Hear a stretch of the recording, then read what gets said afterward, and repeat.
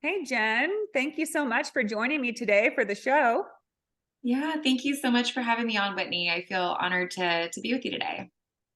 Thank you. Thank you for being here. And Jen, we've worked a little bit together in the past because, Jen, you are a nutritionist and you call yourself an anti-dietitian. Is that correct? Yeah, anti-diet dietitian. Say that three times fast. Tongue twister. So we met because I am a therapist and I specialize in addictions and eating disorders. And we met through a wonderful, fantastic organization called the EDRC, which is the Eating Disorder Resource Center, edrc.org for anyone listening. If you're looking for an amazing, helpful place to find out information and treatment options for eating disorders. And they have a weekly support group. Maybe actually they have like a few each week, don't they? Me too. Yeah, two like and a parent support group as well. Yeah. Mhm. And so those are available. Those are another fantastic resource they offer. And we met through that group because you often jump in to provide additional information about nutrition, health, when it comes to those who are struggling with eating disorders. So, Jen, could you share a little bit about, from a nutritionist perspective, because being someone who's lived through an eating disorder, I remember, especially in my early years, like when I was going through as a teen, the last thing on my mind was the impact it was having on my body. I Mm. did not care. I struggled with bulimia. I struggled with restriction. I could care less what I was doing to my body. It was because it was such an obsession and fixation. It didn't matter. And it felt so out of my control. The degree of binge eating and purging, I felt I couldn't help it. So what are some things to keep in mind about, from a nutritionist perspective, about what's going on with the body when someone's engaging in these eating disorder behaviors? Yeah, like what are some of those risk factors involved? Yeah. Yeah, so I think it can be one of those eating disorders can be one of those things that it's not really felt until it's too late, like what's like the physical complications, Mhm. where the damage is already done. So there's a lot that your body does to adjust, and I mean it does its best to keep you alive. And so I think something that's really incredible and amazing about our body is that it does have this ability to adapt and adjust and do the best it can to survive off of less fuel, less nutrition. But there are a lot of, physical complications that go along with eating disorders that, really maybe aren't talked about enough. I think one of the issues with eating disorders and disordered eating is that a lot of the times these practices are actually they're thought of as like, oh, this person's just being healthy, or oh, look at them caring about their diet. And really what's going on is that person's struggling, and they're not healthy, right? Like it's not like they're achieving health by eating this way. And so a lot of those risks that involves the bones, weakened and brittle bones, cardiac complications. The heart is a muscle, and so we might lose heart mass, in fact, and have a slower heartbeat, difficulty with adjusting blood pressure. So those are just some of the main physical complications that are associated with restricting. But then there's also electrolyte disturbances with purging, and that can certainly impact our heart as well. And not to mention the mental and emotional piece as well. Yeah. The piece that impacts our gray matter in our brain. So the cognitive function and our body's ability to actually even produce and use serotonin. So to feel good and happy. So a lot is going on behind the scenes from I guess that physical and emotional standpoint. Yeah. Yeah. And the alarming thing is that until someone reaches out to a professional like you or I, a therapist or nutritionist, they might not have any idea. Right. Because again, just like I explained in my experience, you're pushing the boundaries. You feel like you're so caught up in this cycle of this eating disorder that it just doesn't, there's no way to stop and kind of comprehend until, like you said, it can be too late, damage has been done. Yeah. So, Yeah, and I think I see this a lot with my clients that you know, you don't know what you don't know. And so they have this idea like, I feel good. I feel good enough. Like, I don't know, my body's okay. Like, I feel okay. My mood's okay. But Yeah. then with some nutrition rehabilitation and with eating more, it's like, oh my gosh, like I had no idea just how bad I felt.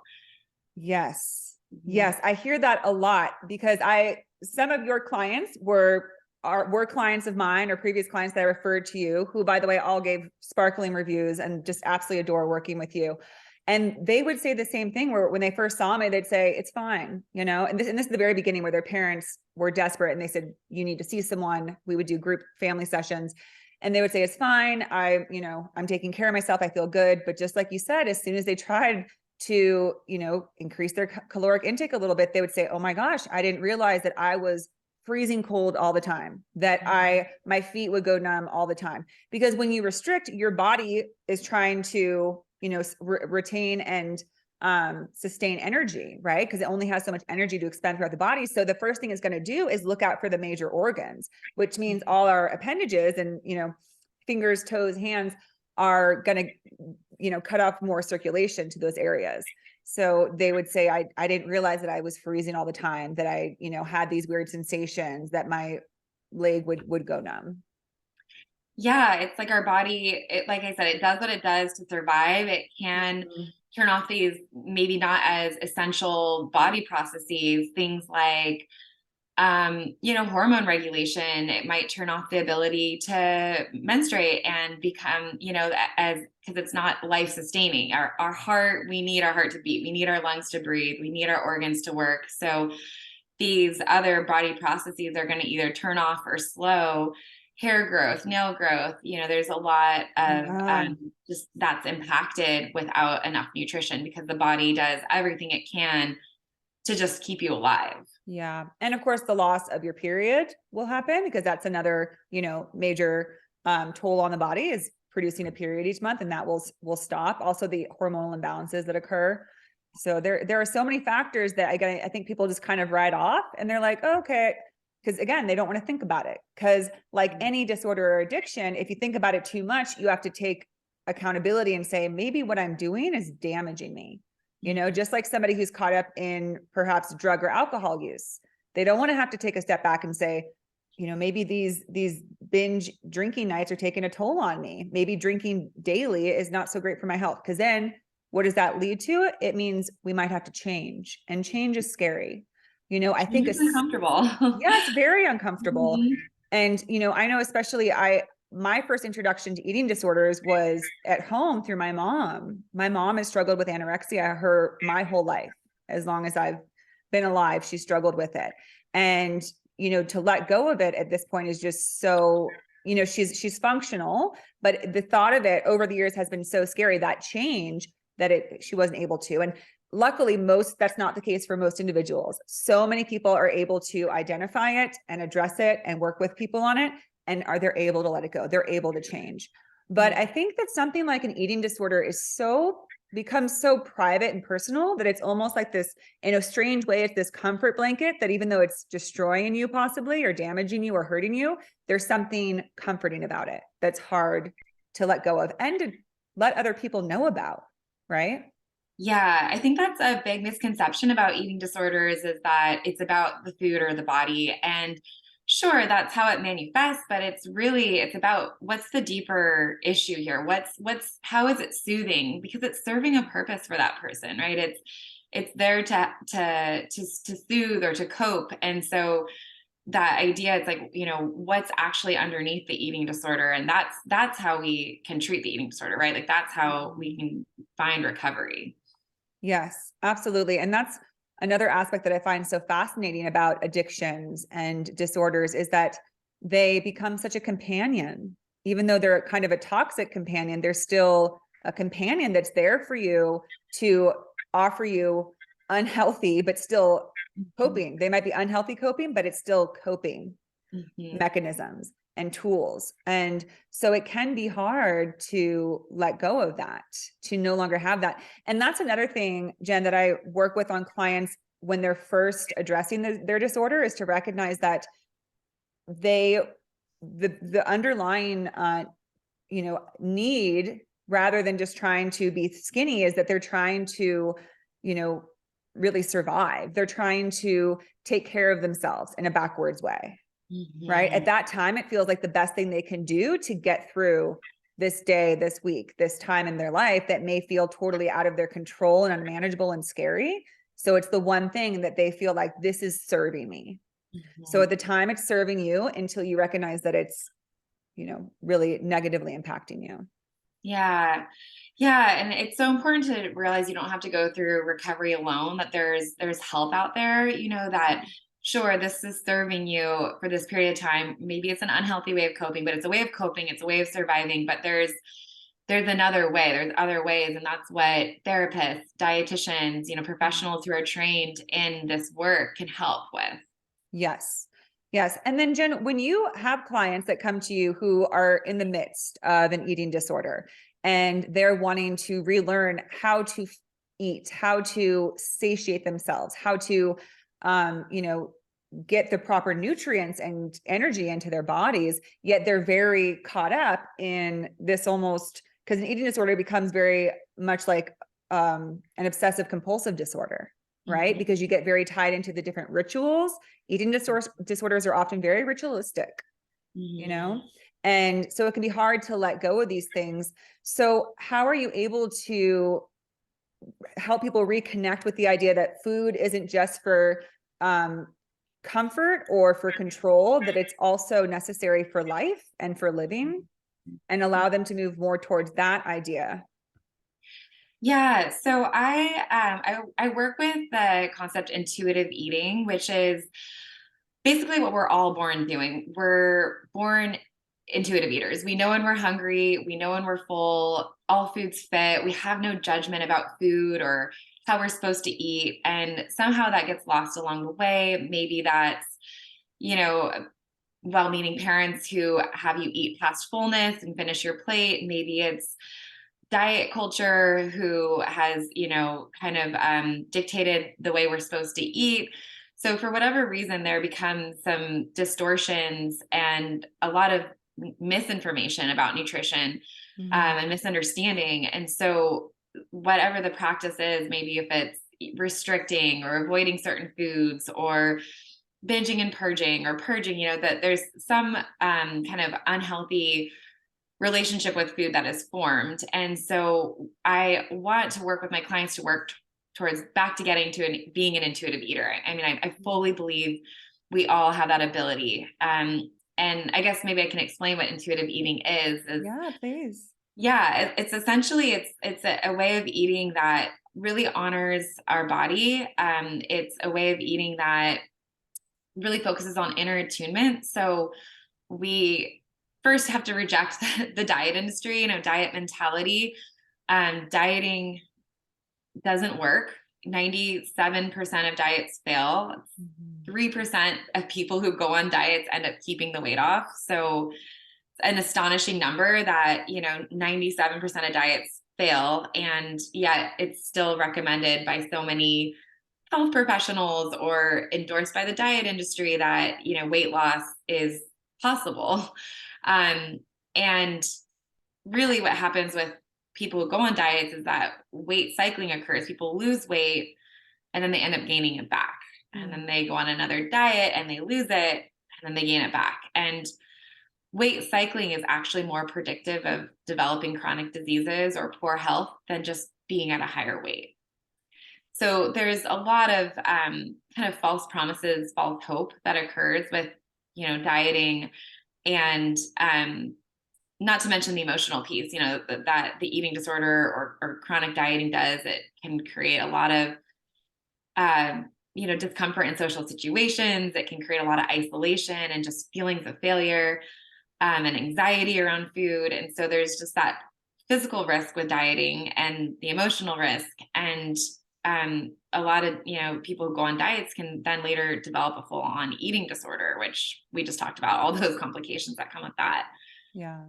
So yeah, the first step in becoming an intuitive eater, or I guess becoming an intuitive eater again, is just really letting go of that concept that there's a perfect way to eat, that dieting works, that that there's good and bad foods, that there's, a way to have perfect health when it comes to nutrition, because that's just not the case. Everyone is so unique and all foods fit. And it's really all about being attuned to the body, honoring the body, eating in a way that feels good. And so when we can eliminate those rules around eating and those labels of good versus bad food, and we can attune to our hunger, we then are able to eat in a way that is mindful, and we are able to stop when we're comfortably full, and we know we're able to eat without guilt so we can eat that food again. And so there's just all this permission to become the expert of your own body, and to let go of some of those diet beliefs or the misinformation, and really connect to the body. Because really eating and acknowledging our hunger, it's the same thing. It's like it's the same thing as noticing when we have to go to the bathroom, when we have to pee, right? We don't judge that, like, oh, I have to pee. But it's like, okay, I'm hungry. Like, it's the same thing. It's just a body's need, right? So that's, intuitive eating in a nutshell. It's really, it's a self-care eating framework. There's a lot more to it than that, but just to give you an idea of where we're going in recovery, that's the ultimate goal, is to really be in charge of your own body, of your own intake, and to eat in a way that's, self-caring. But we don't start with that with eating disorder recovery, because that is pretty impossible to start there.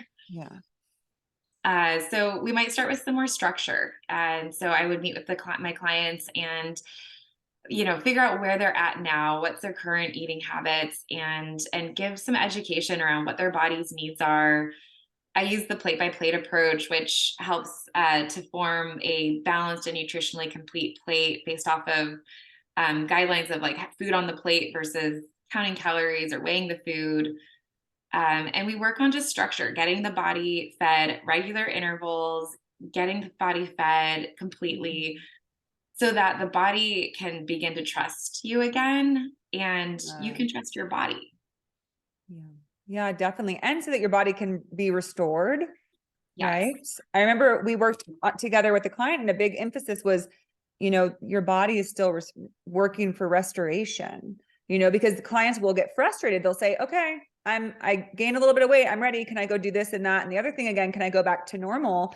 And, that's obviously, of course, the ultimate goal, but our poor bodies, after we put them through so much, it's not, I would often use the analogy of like a broken leg. Like after 2 weeks of sitting around, you might be like, I've been sitting around for 2 weeks. I can go up and go skiing again. And it's like, actually you can't. Your mind might be ready for that, but your body is not. And the same with eating disorder recovery, even though it's so much more complex, even because it's an emotional change and a mental change. When you've gone through months, years of an eating disorder, there's so much that can recalibrate in order to have a healthy relationship with food and your body and eating. And so it takes that time of, like you said, you have to sort of put a little bit of framework into it in the beginning, because left to their own volition, somebody in the early stages of recovery is going to want to resort back to, well, they have this many things on the menu for my, restorative phase, but I don't really want to eat that much, and I'm not that hungry, not realizing that it's about needing to take in more than you're used to just reestablish and restore your weight and your well-being. Yeah, I love that analogy too, because I think I hear that a lot, where it's like, okay, I want to be in charge. Why should I listen to you? And it's kind of that same idea. Is like, well, okay, if you break your leg, you're not going to repair it yourself. You're going to get a surgeon or doctor. And so it's kind of that same thing with, getting some professional help with the eating disorder and some guidance, because otherwise the eating disorder is in control, right? Like that's who's going to choose. Yeah. Yeah. So it's important to be mindful of that. And then I love that you bring up and introduce intuitive eating, which does, occur later. It's in I would imagine for you, it's probably the sort of closer to the end of treatment and working with somebody, because that's when you're at a point where you've restored your weight, you're consistently, eating healthy, balanced meals. And then you're ready to say, okay, can I kind of take off these training wheels and see, how does my body feel balancing on my own with food, with my daily, activity level, with all of that, and seeing like, just like you said, just like going to the bathroom, it's like, when am I needing energy? When am I needing my food? And how can I have a natural relationship? And, you mentioned that it's not about starting intuitive eating. It's about returning to it. And that, as you said, we all begin eating intuitively. And I know that I spent so much time grappling after I'd fallen headfirst into an eating disorder, of thinking, what the heck happened? How did I go from, I didn't even used to think about what I ate. I just ate, it was, for me, it hit at like 14. But before then, I mean, I've always loved food, but I would like have 2 pieces of pizza and then get on with my life. But then like something changed, and it really is a fascinating thing, eating disorders. I mean, of course it has to do with the deeper emotional turmoil. A lot of it is trying to soothe or avoid emotional pain. Maybe it's trauma.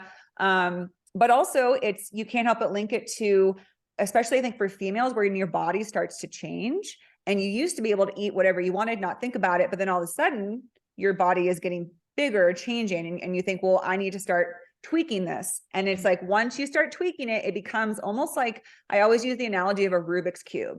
You're like, okay, if I cut this much calories out and up my exercise, okay, but then I usually end up binging after about a few days of that. And then I gain 5 pounds in 3 days. And then you're just constantly trying to micromanage and figure out this crazy thing, this eating disorder. And that's why it's like, if you just try your best to never mess with it, to stay as close as you can to intuitive eating, even if your weight changes, right? Because weight will change. And then it usually always finds its set point, which I think is another part of your work, Jen, which is around the HEAS. What's the acronym for health at every size? HAES, health at every size. HAES, health at every size, which is a fantastic book by, do you know the author? Bacon, last name Bacon. Is it? How funny. Yeah. I feel like, why do I feel like it's Julie? I'll put it in the show notes. Bacon. But yeah, it's a great book that talks about what we have in our mind of what weight we should be isn't always aligned with our natural set point for our weight, based on our height and our body, composition, all of that. And that when we try to fight against it, it's usually just this big old detour back to where we're meant to be. Yeah, that's the idea that we have to control our body. It's like, where do we get that idea? And where do we get the idea that we are in control? Because it's like our genetically predetermined weight, it's in shape. It's the same thing as our genetically predetermined eye color and hair color and shoe size. Like, we're not going to argue that, oh, if I just try hard enough, I can change the color of my eyes from brown to green, right? Like, if I just tried hard enough, I can change my genes. It doesn't work that way. But, the diet industry will certainly say that you can, even with a 97% failure rate. There's these claims that, yeah, you can change your genes. Well, you can. I mean, it's kind of like, I like to use the analogy of, so we can change our hair color, we can dye it, and we can, right? Yeah, we can do it. And if we do that, over and over and over and over again, and over process and over diet, what happens? It becomes brittle and weak. And the same thing happens to our body if we try to change it over and over and over again. It becomes brittle and weak. Yes. Yeah, absolutely. And so I health at every size is really about recognizing that there has been so many inaccurate messaging and, concepts and recommendations around food and exercise and weight and health and all of that. And most of it will say, basically alludes to thinner is better. And that's through not only, the diet culture, the fitness culture, but also through, the like image culture, right? Like how you're supposed to look, what you want to be. When people look best in their pictures, how are they looking? So what I liked about health at every size is recognizing that just because we have this idea that a certain size is best does not necessarily represent that person's health or wellness. 100%. Yeah, it's this idea that because we all do have this genetic blueprint, this, what's going to be our healthy weight for our bodies, which can be completely different. You could be the same height as someone, but have a totally different build. And that's the way your body's meant to be. And so to have this idea that everyone should be a certain height, a certain weight based off their height or a certain BMI, it's just completely like bad science. There's so much great data out there that shows that, as I said, you know, weight cycling is actually a bigger predictor of complications like diabetes and heart disease. But what is great is there's also a lot of research that's going into the health at every size approach, and which essentially is not focusing on the number on the scale, but instead focusing on healthy behaviors. Yes. Things like, you know, eating intuitively, moving the body in a way that feels good. Things that also impact our health aren't just our physical health. It's like, how's our mental health? How's our sleep? You know, all these things can really dramatically impact our health. So to just focus on weight loss, and to tell people to lose weight, I mean, it's negligent at best, right? I think that I really hope that one day that all medical professionals will move away from that recommendation, just like they wouldn't prescribe a medication that had a 3% success rate. Why would we prescribe weight loss? You know? So this health at every size approach is really all about empowering people to live their healthiest life and get off the scale, right? Not focus on the scale, but instead focus on what's it like to feel good in their body and healthy. Yes, absolutely. And I feel like that is kind of asking people to step out of what I would call, and I think I've heard this in books about eating disorders, but when you get into an eating disorder, you basically walk into a fun house, like a fun house mirror. And all of a sudden, like what's up is down, what's down is up, you know, like you don't even body dysmorphic disorder, right? Often goes hand in hand with an eating disorder. For those who don't know, body dysmorphic disorder is those who literally see their bodies in a distorted way. They're not viewing it accurately. They see things, and it's real. You know, I remember times where at my thinnest, my weight would fluctuate a tiny bit, and I literally would think I was fat, and because I didn't fit in these size 00 pants. And to me now it's like, that's crazy. That's crazy that I felt that way. But at the time it felt very real. It was like, well, I'm bigger than I was last week, so this is bad. I got to do something about this. I got to fix this. It's all about like, and it's wild how, you know, everything's relative, right? So if you get yourself down to a low enough weight, you can, you know, gain 2 pounds and think that you're overweight. It's crazy. So when you're able to walk out of that funhouse mirror and think, well, if I close my eyes and stop looking, stop fixating on the body and the image, and just ask, how do I feel? Well, at a really low weight, I feel cold. I feel a little bit feeble. I feel tired a lot. I don't sleep that well, all sorts of things. And then when I move into a different weight, I have more energy. I feel stronger. And then you start thinking about stuff like, well, what's most important to me? Being a certain size or feeling my best, feeling capable, feeling that I can go out and do all the things I want to do and not have to worry about feeling drained and fatigued and lethargic, because it's so important that I don't feed myself. So again, it is sort of this long walk out of very distorted thinking coming from an eating disorder. So that's why, you know, the work that you do with people fresh out of one, I imagine is very challenging, because they're not thinking rationally for a while. Right. And that's where that nutrition rehabilitation comes in. It's so important to fully get the body back online, because I'm sure you see this too in your therapy work, that until there's some weight restoration, or even if weight restoration is not needed, it's just like the need for more nutrition on board, you know, that they're actually able to make these connections in therapy. They're able to do the work because the brain is nourished again. Yes. So important to like, I think, to focus on that rehabilitation piece, physically, but also for the mental and emotional work as well. Completely. And then there's also the other aspect of an eating disorder, which is it's not all about the weight or eating, but it is part of it, right? And also it's about your relationship and the way you work with your body image, right? And recognizing that maybe my acceptance of my body doesn't need to be conditional. Maybe it can be unconditional. And I remember talking about this in so many eating disorder support groups, where I remember one time this girl said, well, what am I supposed to do if I only love myself when I'm thin? And at that time, when she said that, I thought, I relate to that completely, because at that point I was at a place where on a heavy day, I was so mad at myself. I was so mad at myself that I had gotten bigger. And on a day that the number was low on the scale, I felt so much better. So to me, that's where it becomes an addiction, is you can become addicted to, I'm good if, and I'm bad if this, right? And so how do we move away from that mentality and say, I don't want to live my life this way, where I have these set conditions about whether or not I can accept myself. And that's the big part. It's kind of like, again, somebody who wants to get sober from a drug addiction, you have to be ready to say, okay, I'm ready to let go of these conditions and stop this game and begin the work towards recovery and self-acceptance and body acceptance. And to say, this is another thing I talk to with my clients about a lot, is if you sit with your body and you recognize, you just sit quietly and put your hand on your heart, put your hand on your stomach and feel your chest rise and fall. Your heart beats for you 24 hours a day. It pumps blood for your body just for you to live and experience this life.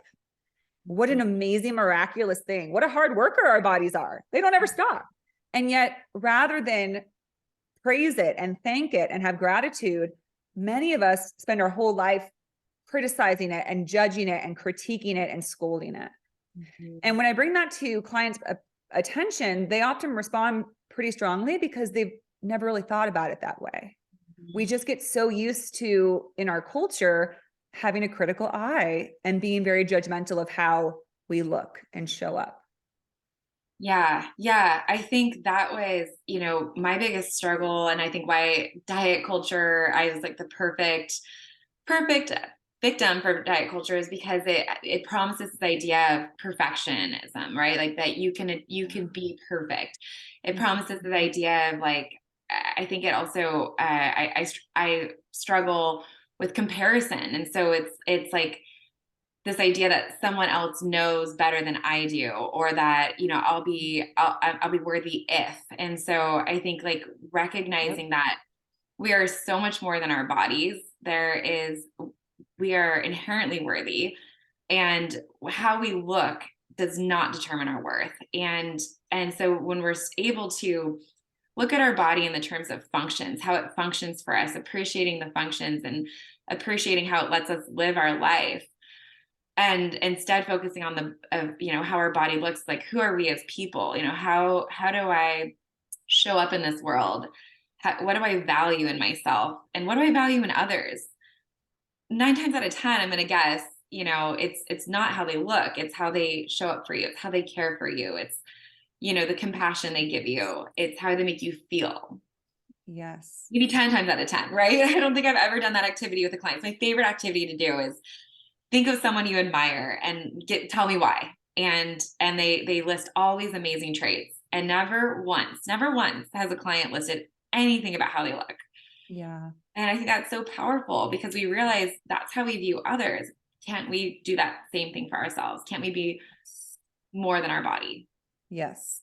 And I think that's sort of this strange place where we find ourselves. And why I think a lot of people feel conflicted with themselves is because, as you said, most people, and I know myself included, I've had those moments where I think, if I had to say the things that I value most about who I am, it would not be my looks. Yet then why have I spent so much of my life using 90% of my energy on that thing that I say I don't even place value in? What is that about?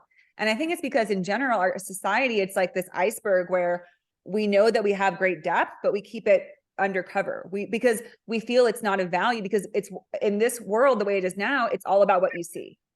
You can't see at first glance integrity, truthfulness, kindness, compassion. Once you get to know someone, sure, but we're very, impatient, most of us. And so it's like, well, oh gosh, that person's pretty. I like them automatically, or I'm drawn to them. They're interesting. So until we gain some depth, I believe we'll continue struggling with this. But I think the work that you do, the work that I'm working to do, is opening this door that I truly believe in the next few decades, and maybe even longer than that it'll take, but that we're going to start to realize that these ephemeral things called superficial qualities are ephemeral, and they leave so quickly, and they mean nothing ultimately. And not to discount beauty or something. We all can want to look our best and feel good about how we look. But when it becomes a condition about whether or not we have self-worth or can accept ourselves, we're in big trouble, which is where most of us are. A majority of people I know, and I think in our society, feel if I don't have the superficial things, then I will not be successful. I won't be loved. I won't make it in this world. Mhm. And there's messaging all the time. We live in a very fat phobic world, Yeah. and you see it all the time in the media where it's the character in a larger body who's like the goofy one, or it's like the one who is in a thin, what's maybe like by our beauty standards beautiful, is the one who gets the guy. And it's like, these are the images, these are the things that we see growing up, that we continue to see. And I think there needs to be a shift, and there's starting to be a shift, right? Like there's Yeah. body positive movement and body empowerment, and there is a shift, but I'd like to see more.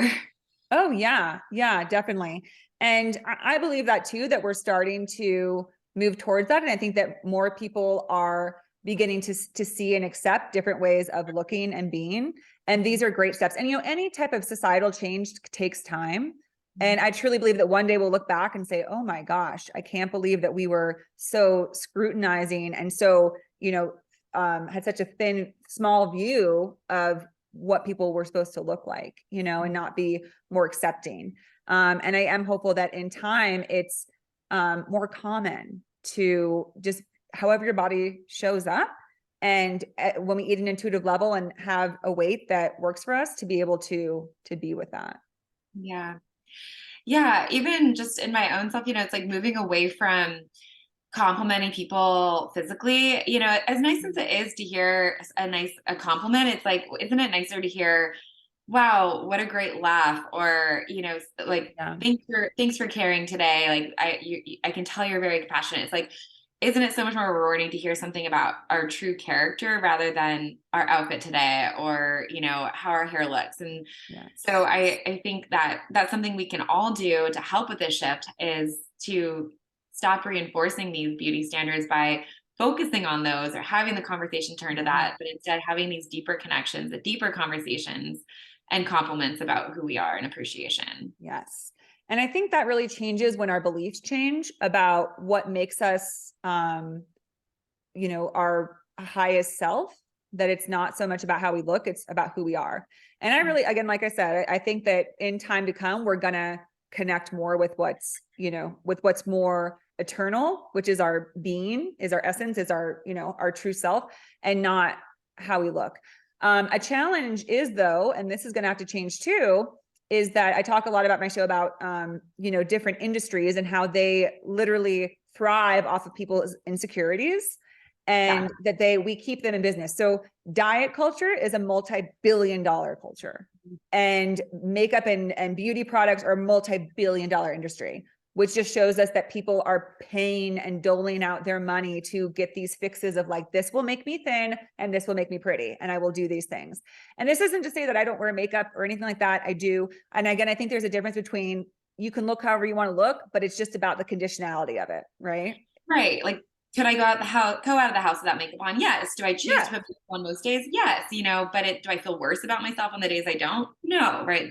It's the intention behind it. Yeah. What makes you feel. I think that's one of the most beautiful things about getting older. That's another thing I've talked a lot about on my show, is the irony of there's such stigma around aging, and there's so much ageism, and especially for women. It's basically like there's this expiration date, and after you pass it, it's like, well, what are you doing now? Like and it's so, and again, I think that's going the way of the dinosaur. It'll be behind us before too long, because the truth is, I don't know about you, Jen, but as I've gotten older, I get closer to that place of, I can leave the house without makeup and not care. And I can be in my body, and it's however it shows up, I'm okay with it. It's not this panic if it doesn't, oh gosh, my body is a little bit bigger, or this shirt doesn't fit. It's just like, oh, okay, well, that's where my body's at today, and that's okay. And sometimes I pause to recognize, oh gosh, like what a freeing feeling to not have that. Because in times, in my deepest parts of the disorder, it was literally like this oppressive weight that was like, I have trouble functioning today because I'm so consumed with this, stress and anxiety around my weight and how I look and all of that. And as I get older, it just is less. It just more things, who I really am is my focal point and becomes more important. And I think that that's so important to impart on the youth, and to teenagers, because as a teen, your world is very small. You know the people around you, you know your school, you don't yet think that big when you're that young. And how you feel about yourself is often very much influenced by how others respond to you. Yeah. So a teenager who's getting bullied or shamed for their weight is going to have a hard time saying, I don't mind. I like how I look. That's a Yeah. beautiful thing. I would love for that to be the case. I hope it is one day, but most teens will say, oh gosh, well, I don't want to be picked out like this. I want to fit in. I want to be pleasing to people.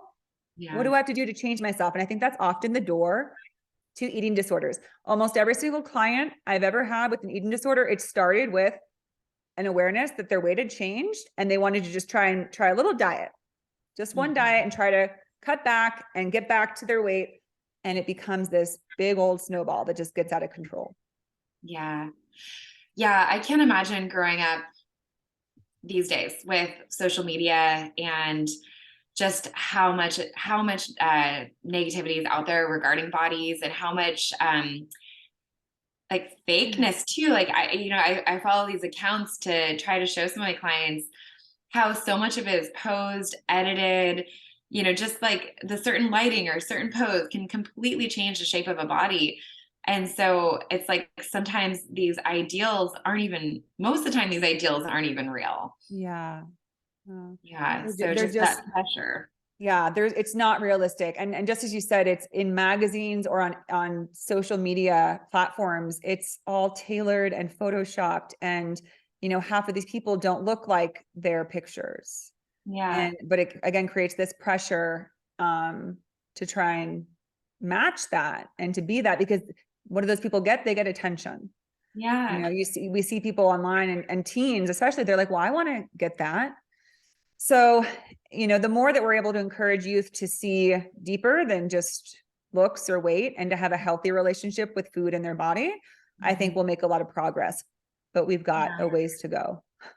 Yeah, building up sense of self-esteem. I mean, I think I will be fully transparent. I have worked really, really hard to heal my relationship with food and my body. And most days I live in full appreciation for my body.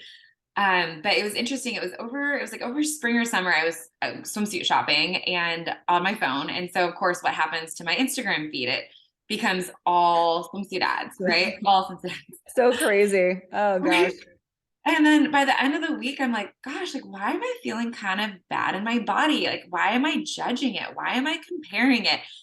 And it hit me. I was like, oh my gosh, I have been looking at literally like so many pictures of women in swimsuits. And on the subconscious level, there's my inner critic again. There's my comparison. There's my perfectionism popping back up. Yes. And so it's like you can be in recovery and you can be in this positive place with your body and still yet have these triggers, because we're human, right? Like, this is my job. This is what I believe in. Yeah. 100%. And yet look at, here it is. Like, I'm impacted by our society as well. I live in that same society, right? Yeah, we all are. And I'm right there with you. And, I read recently, like this little quote that was something like, be mindful of what you consume, because consumption is not just food or beverage. It's also the media you consume, the readings you consume, the stories that you listen to. Be mindful of what you're taking in. Cause I've had the same experience, Jen, where I don't know, I'll be listening to like some kind of podcast that's more based in like, celebrity stuff or this and that. And I'll suddenly start to have a little bit more of a grading, like judgmental voice. And I'm like, where did this come from? I'm like, oh, it's because I've been tuned into these people who talk about their success and their fame and their, and it's subconsciously, it's like, well, how did they get so much success and how, and it kind of seeps in there. But the thing is, the blessing of recovery is you can notice it, right? Rather than have it take you under, you can be like, wait a minute, I know what this is. I was looking at those pictures of models in bathing suits and that critic came crawling back, but I can let it go, because then I remember that I'd rather be healthy and in full acceptance of just how I look. But like you said, I mean, we all have our days where we're kind of like, oh, okay. Well, no one's 100% perfect in recovery. It's always a daily effort to say, even if I'm struggling today, I can still find a place where I have appreciation and love, unconditional love for myself. Even if I can be like, oh, I don't feel great today, but it's not going to take me under. Yeah, it's like knowing, okay, I feel this way. I don't need to engage in that thought. What's going to make me feel better? What do I need right now? How can I take care of myself? Yeah. I think that's a common misconception about positive body image too, is that you always are just like, yes, I love my body every single Yeah. second of every day. It's like, Yeah. It's like, no. maybe like, yeah, maybe some days you do feel a little awkward. Like, I think body acceptance is the goal. Like, do we need to, and Yeah. body acceptance and respect. I think those are, I think that's the goal. It's like, it doesn't have to be that you Yeah. love your body every day, but maybe you're not berating it, right? Maybe you're Yeah. treating it with care, you're nourishing it, you're putting it in clothes that are fit and are comfortable, you're, hydrating, you're taking care of yourself. So much of, I think, body image work is like actually just self-care work. Yeah, it is. And self-care is being mindful of how you talk to yourself and how you walk through those challenging situations. Cause like you said, it's not like you turn on the switch of body acceptance and you're just like dancing through life. And it's more about how do you walk through the challenges? How do you Mhm. walk through the bad days where you're like, I feel bloated. I don't feel healthy. I haven't been taking care of myself because I've been overworked and stressed. And it's okay to be like, okay, my body's changed and I don't feel great about it. And how do I move through that without criticism, but with compassion and just say, maybe I need more rest. Maybe I need to take it back a little bit with the work. Maybe I need to focus more on my time, getting movement into my day and taking time to make healthy meals so I feel better. Because most of us don't feel that great when we're constantly like getting takeout and getting like quick fix meals. It's just not really, we usually feel our best when we're eating well, moving our bodies, getting enough rest. So moving it from criticism to just observation is always a powerful tool, whether it's an eating disorder or your self-esteem or anxiety, is to just say, okay, I don't feel great today because I feel this way. And what are some things I can do? Just observing it rather than using like, oh, great, I've let myself go and now I look terrible. And just be mindful of words like that because those words hit hard. It's just like a bully coming back around and saying mean things to us, except it's ourselves. Yeah. And it's like sometimes it's like, okay, like I feel bad and maybe it doesn't need to be fixed. Like, cause maybe tomorrow I'll Yeah. feel better, right? It's like these emotions, they come and go. Yeah. And sometimes we attach that we should always feel good or happy. And it's like sometimes it's okay to feel kind of bad and just Yeah. acknowledge that. Yeah, totally. And I think that's such an important message because it's so funny how things swing both ways. It's like, okay, we don't want to have scrutiny on our bodies, but then like you said, okay, we're body positive and then we never feel bad. And then a lot of people are left saying like, well, I still feel bad sometimes. And like you said, that's okay. And it is true that sometimes the day comes and goes. And the next day you're like, oh, I don't really feel as bad today. It was just they say that emotions are like the clouds. They come and they go. So you just got to let them move through. If you're having a day where you're just like feeling kind of gross and not great, see if you again just try to release the judgment and just like kind of walk through it and be like, yeah, I do. Not try to fight it. Right. Because I Yeah. think that's what we're getting at is like, don't try to fight it. Be like, no, no, no, I'm fine. I can accept this. It's like, no, I'm kind of frustrated and that's okay. Yeah. And that's okay. Yeah, exactly. And then it's like, Yeah. okay, what do I need to care for myself right now? What do I need? Yes. Mhm. Yeah, that's the big question. And speaking of self-care, Jen, maybe we can close with, I know that you help people with navigating the holidays because that tends to be a challenging time for people with eating disorders. So Mhm. moving into this time, what helps for people when maybe there's, kind of this where they're like, oh, I've been feeling so good and on track. And, my home is a really, it can ignite a lot of these old feelings, that old critic when I go back and I'm with my mom or when they set this big table of food and I feel anxious about it. So how do you help people kind of move into this holiday time and be in a place of able to enjoy it and not get caught up in some of that stress? Yeah. Oh gosh. I mean, the holidays can be so great and then they can also be so triggering. It's like Yeah. and there's also they can be really stressful. It can be positive stress and the negative stress. And our body doesn't really know the difference. Like it just knows stress.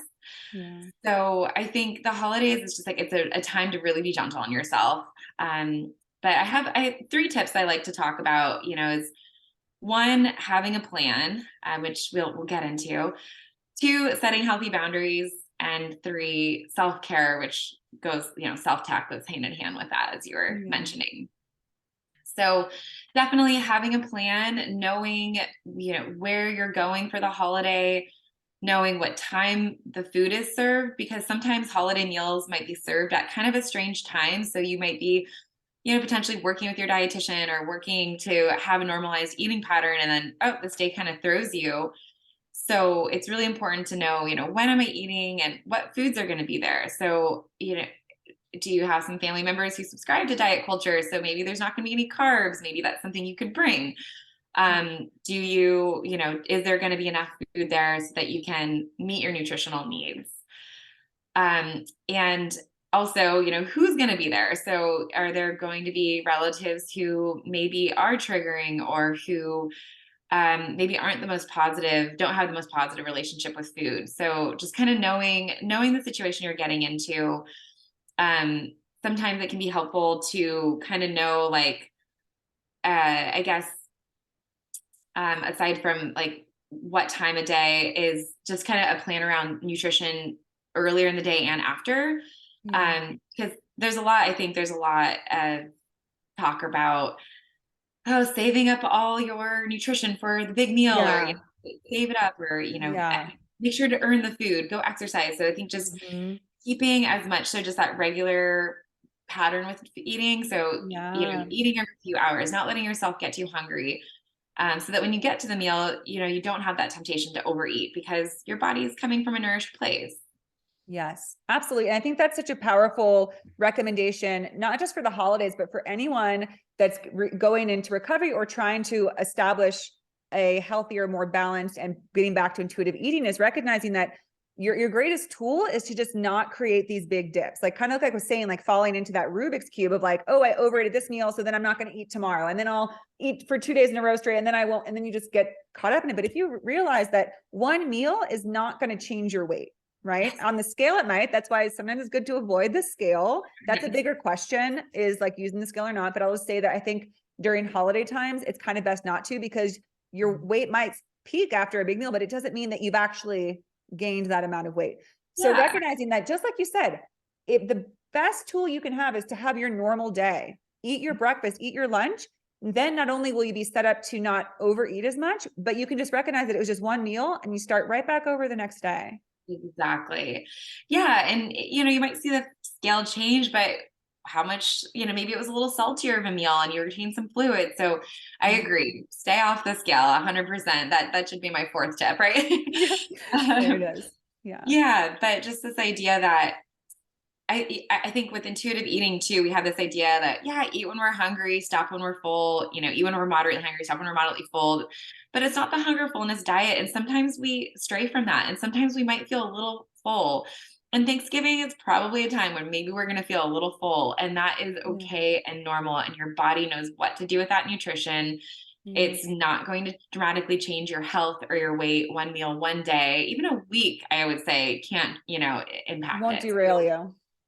It won't. That won't derail you. Yeah. So having that plan, setting boundaries, setting healthy boundaries. So maybe that's having a conversation with family members in advance that I'd really like there to be no talk about food or weight, or my weight or my body. Mm-hmm.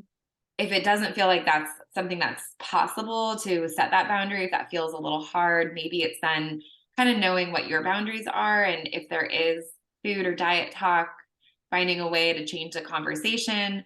If they're not changing the conversation, knowing that it's okay to walk away and remove yourself from the situation. Just, yeah, setting those healthy boundaries. Yeah. Thank you so much, Jen. That's so helpful. And I know that'll be wonderful resource for the listeners to hear that before they head into their holiday time, which, I think we all would love to enjoy, but things come up, complications around stress around family. And for those who have issues around food or drinking or whatever it is. So these are fabulous tips to kind of have in mind. And because, preparation is the best, what's the word, but it's the best way to reduce stress is, for the best result is to be preventative, right? To be preventative and prepare is the best way to do well on tests, and also to move through, events in the most seamless way possible, I think. Yeah, exactly. Maybe prepare a few affirmations or a few slogans you want to say, like, I give myself permission to enjoy this food, or, I'm able to eat all foods, or, this holiday is about more than just food, and, just a piece of Ah, it. So just whatever you want to say, or like all foods fit, whatever it is that you want to reinforce during the holidays that is maybe combating the eating disorder, combating diet culture, what's true for you, what's within your values, and how do you want to feel this holiday season? Yeah, definitely. And I know that was such a huge thing for me when I was first really trying to move away from, the disordered eating and body image and towards self-acceptance, was to take those quiet moments. Like I remember even like a few parties where I would go in the bathroom, just have a moment where I said, I know that I love myself unconditionally and I accept myself, because it can be so busy and there's so much noise when you're around a bunch of other people who often are talking about weight and image and all that. And you have to just listen to that calm place inside where you say, it doesn't matter what's going on out there. The only thing that matters is what I hold true here. Yeah. And that can be something you have to reconnect with a million times a day, but just finding that space if you're at the Thanksgiving dinner, you just need a second to yourself to say, whoa, there's a lot of crazy energy here. There's a lot of triggering things happening. But if I can remember what this is about for me, this is about health and recovery, then I can take a breath and go back out there and know that I can go out on my own, on my path to recovery still, and not have to be thrown off course by this. Yeah. What a beautiful thing too, to place your hands on your body, to reconnect, to ground, to take a few breaths, because it can be stressful, whether that's good stress or bad stress. So just allowing the body to come back down, be present, take those breaths. Because that's another piece of, eating intuitively, is eating in a way that is calm, because our body, when our body's in a stressful state, it's not in that rest and digest mode. So it's not going to tolerate the food as well as if we're in that calm state, that mindful present state. So what a nice practice to do for yourself, but then also for your body, so that it can enjoy the food as well. Yes, absolutely. Because it wants to. Your body likes food too. Yeah. It's happy when we eat. It loves to be nourished and to get those Mhm. nutrients and sustenance that it needs. Yeah, Definitely. exactly. Well, Jen, this has been so much fun. Thank you so much for joining me on the show and for sharing your fabulous insights. I always love talking to you and connecting with you and working with you. So I'd love to have you back again sometime, because you're definitely a valuable asset, a wonderful asset. Thank you so much for having me. I really, yeah, I've enjoyed this conversation as well. And I hope that we get to talk again soon.